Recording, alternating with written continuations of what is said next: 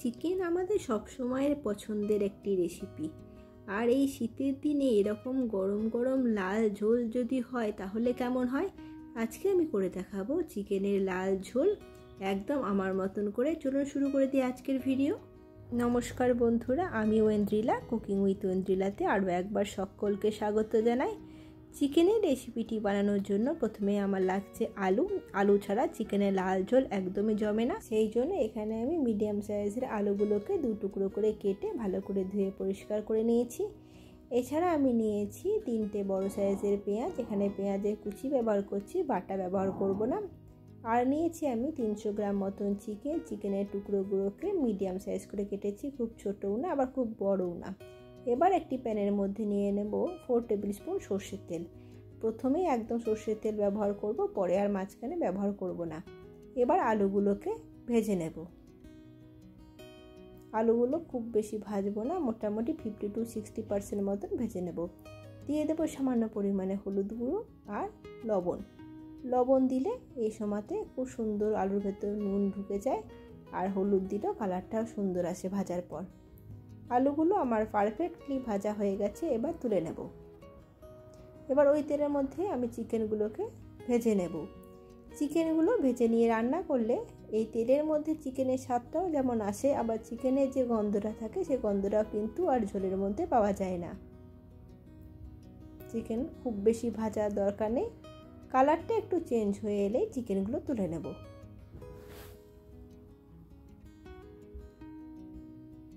চিকেনগুলো একদম পারফেক্টলি ভাজা হয়ে গেছে, এবার আমি তুলে নিচ্ছি।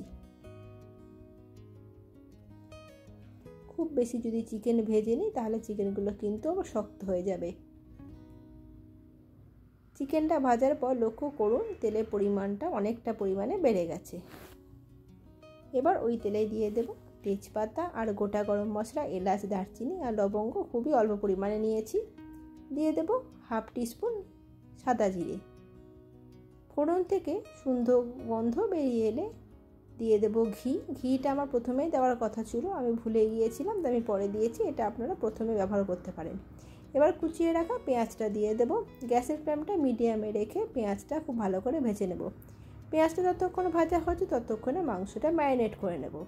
ভেজে রাখা মাংসটা একটি পাত্রের মধ্যে নিয়েছি। এবার এখানে 4 টেবিল স্পুন টক দই দিয়ে মাংসটা ম্যারিনেট করে নেব যতক্ষণ না পেঁয়াজ আর মশলা কষানো হচ্ছে। খুব বেশি ম্যারিনেট করা দরকার নেই, 15 মিনিট ম্যারিনেট করলেই হয়ে যাবে। অন্যদিকে পেঁয়াজটা আমার অনেকটা পরিমাণে নরম হয়ে এসেছে। এবার দিয়ে দেব 3 টেবিল স্পুন আদা রসুন বাটা। পুরো রান্নাটাই কুচনো পেঁয়াজ দিয়েই করব, পেঁয়াজ বাটা ব্যবহার করব না। এবার একে একে গুঁড়ো মশলাগুলো দিয়ে দেব। হলুদ গুঁড়ো দিয়ে দেব, জিরে গুঁড়ো, ধনে গুঁড়ো, লাল লঙ্কা গুঁড়ো আর শুকনো লঙ্কা গুঁড়ো। দিয়ে দেবো স্বাদ অনুসারে লবণ আর চিনি। সমস্ত রান্নাতে অল্প করে আমি চিনি ব্যবহার করতে পছন্দ করি, তাহলে কিন্তু স্বাদটার ব্যালেন্সটা একদম সুন্দর থাকে।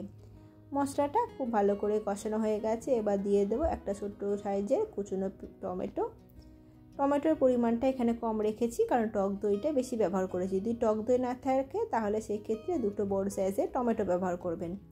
এবার ভেজে রাখা আলুটাও দিয়ে ভালো করে মশলাটা কষিয়ে নেব। দেখুন মশলা থেকে কিন্তু অনেকটা তেল বেরিয়ে এসেছে। এই অবস্থায় দিয়ে দেব ম্যারিনেট করে রাখা চিকেনটা। আর যে বাটিতে ম্যারিনেট করেছিলাম সেই বাটিটা ভালো করে পরিষ্কার করেও দিয়ে দেব, কারণ এখানে অনেকটা পরিমাণে দই লেগেছিল। এবার গ্যাসের ফ্লেমটা হাই দিয়ে করে দিয়ে মশলাটার সাথে মাংসটা খুব ভালো করে মিশিয়ে নেব।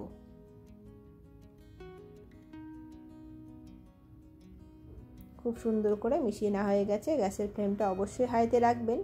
যদি লোতে রাখেন তাহলে মাংস থেকে জল বেরিয়ে যাবে, ভালো করে কষানো হবে না। এবার মিডিয়াম ফ্লেমে রেখে 3 থেকে 4 মিনিটের জন্য ঢাকা দিয়ে দেব। 3 থেকে 4 মিনিট পর আবারও তলা থেকে নেড়ে দেব, কারণ জল ব্যবহার করিনি, তলাতে লেগে যাওয়ার সম্ভাবনা থাকে। আবারও 4 থেকে 5 মিনিটের জন্য ঢাকা দিয়ে দেব। দেখুন কতটা পরিমাণে জল বেরিয়ে এসেছে। এই অবস্থায় যদি আপনারা খেতে চান তাও ব্যবহার করতে পারেন, আর যদি আপনারা একটু ঝোল করতে চান সেক্ষেত্রে গরম জল ব্যবহার করবেন, ঠান্ডা জল কিন্তু দেবেন না। গরম জল দিয়ে এবার আমি 3 থেকে 4 মিনিটের জন্য ঢাকা দিয়ে দেবো। মাংসটা আমার সুন্দরভাবে সেদ্ধ হয়ে গেছে, আর আলুটাও সুন্দরভাবে সেদ্ধ হয়ে গেছে।